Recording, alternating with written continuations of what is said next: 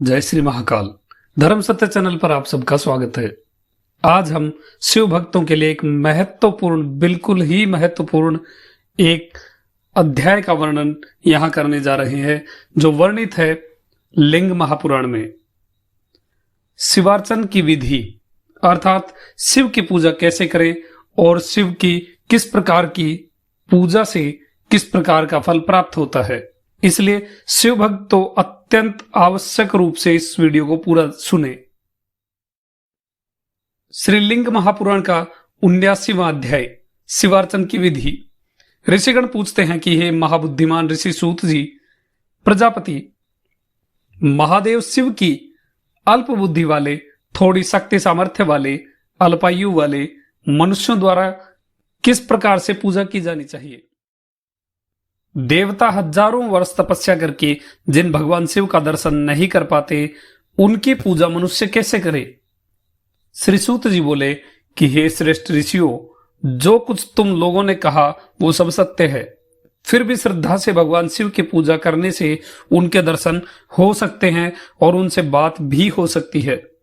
हे ब्राह्मणों, यहां तक कि जो लोग श्रद्धाहीन हैं, यदि वे प्रसंगवश यानी किसी बात चलने से, किसी के द्वारा सुन लेने से या आपस में बात करने से शिव की पूजा करते हैं, तो उनको भी शिव उनके भाव के अनुरूप फल अवश्य देते हैं।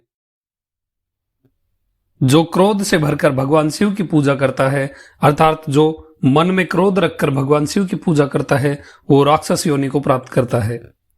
दुष्ट व्यक्ति जो भक्ष्य पदार्थ खाकर शिव की पूजा करता है, वो यक्ष बनता है। यानी जो पदार्थ, जो भोजन नहीं करना चाहिए, वो भोजन अगर वो खाकर शिव की पूजा करता है तो वो यक्ष बनता है। गाने और नाचने का अभ्यास करने वाले व्यक्ति शिव की पूजा करने पर गंधर्वों के निवास को प्राप्त करते हैं।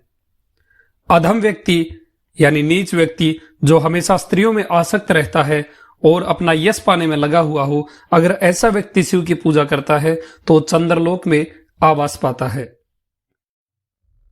अभिमान अर्थात घमंड में चूर व्यक्ति शिव की पूजा करता है तो वो सोमलोक में निवास करता है। गायत्री मंत्र द्वारा शिव की पूजा करने से व्यक्ति को प्रजापति लोक की प्राप्ति होती है।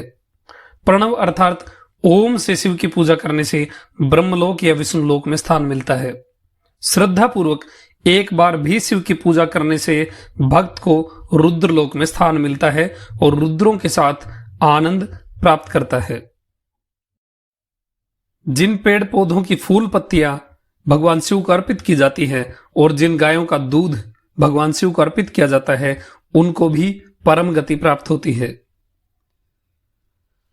जो शिव रुद्र सर्वज्ञ भव रुद्र की ओर एक बार भी पूजा करता है, अर्थात भगवान शिव की एक बार भी पूजा करता है, वो शिव का सायुज्य प्राप्त करता है।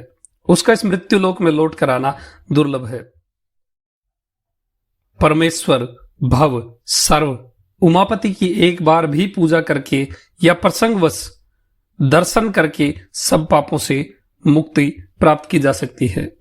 इसमें बिल्कुल भी संदेह नहीं है कि मनुष्य शिव को पूजित या पूजा किया हुआ देखता है तो ब्रह्मलोक को प्राप्त करता है। यानी यदि कोई भगवान शिव की पूजा होती हुई देखता है, वो भी ब्रह्मलोक को प्राप्त करता है।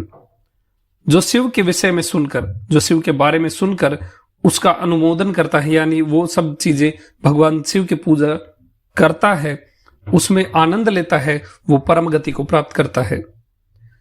जो एक बार भी घी का दीपक शिवलिंग के सामने अर्पित करता है, वो अपने गृहस्थ आश्रम से भी दुर्लभ स्थायी परम गति को प्राप्त करता है। शिवालय में मिट्टी या लकड़ी का दीप वृक्ष, यानी जिसके अंदर बहुत सारे दीप हों, ऐसा दीप वृक्ष या दीप स्तंभ शिव के लिए अर्पित करता है, वो अपने परिवार के 100 सदस्यों के साथ शिवलोक में पूजित होता है और सम्मान पाता है। जो लोहे, चांदी, तांबे का या सोने का बना हुआ दीपक विधि पूर्वक और भक्ति पूर्वक भेंट करता है, मंदिर में दान करता है, वो 10,000 सूर्य के समान दैदीप्यमान भव्य वाहन पर सवार होकर शिवलोक को जाता है। अब ऐसा नहीं है कि इधर आपने दीपक दान किया और उधर आपके लिए भव्य वाहन आ गया, ऐसा नहीं है। इसे आप एक पॉलिसी की तरह समझिए। आप अपनी इंस्टॉलमेंट देते हैं और जब पॉलिसी पूरी होती है तो आपको आपका धन वापस मिल जाता है। वैसे ही आप निरंतर भगवान शिव की पूजा करते रहिए, उचित समय आने पर आपको सब कुछ प्राप्त होगा। कार्तिक मास में जो शिव के आगे घी का दीपक देता है, घी का दीपक अर्पित करता है और विधि पूर्वक पूज्यमान शिव का दर्शन श्रद्धा से करता है, वो ब्रह्मलोक को जाता है। शिव की पूजा करके भक्त शिव का सायुज्य प्राप्त करता है। यह लिंगार्चन विधि का श्री सूत जी ने संक्षेप में वर्णन किया है। इस पूजा विधि को स्वयं रुद्र के मुख से व्यास जी ने पहले सुनकर श्री सूत जी को बताया था। इसलिए सदैव भगवान शिव की पूजा में लगे रहिए, उनका स्मरण निरंतर अपने हृदय में रखिए।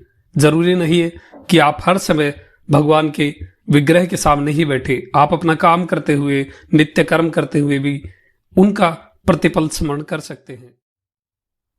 वीडियो अच्छी लगी हो तो लाइक जरूर करें। आपका दिन शुभ हो। जय श्री महाकाल।